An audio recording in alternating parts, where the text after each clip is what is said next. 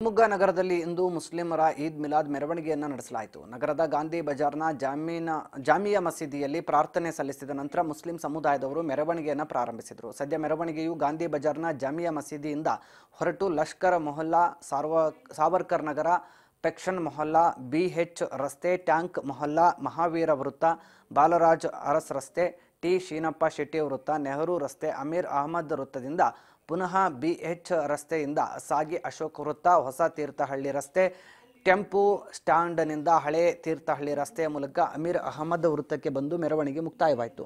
ಈದ್ ಮಿಲಾದ್ ಮೆರವಣಿಗೆಯಲ್ಲಿ ಯುವಕರು ಡಿಜೆಗೆ ಸಖತ್ ಸ್ಟೆಪ್ ಹಾಕಿದರು. ಸುಮಾರು 10ಕ್ಕೂ ಹೆಚ್ಚು ಡಿಜೆ ಹೊತ್ತ ವಾಹನಗಳು ಮೆರವಣಿಗೆಯಲ್ಲಿ ಸಾಗಿದವು. ಈ ಮೆರವಣಿಗೆಯಲ್ಲಿ ಯಾಂತ್ರಿಕ ಆನೆ ಗಮನ ಸೆಳೆಯಿತು. ಆನೆಯ ಮೇಲೆ ಟಿಪ್ಪು ನಗರದ ಶರೀಫ್ ಎಂಬುವರು ಬಂದಿದ್ದು ನೋಡುಗರು ಗಮನ ಸೆಳೆಯಿತು.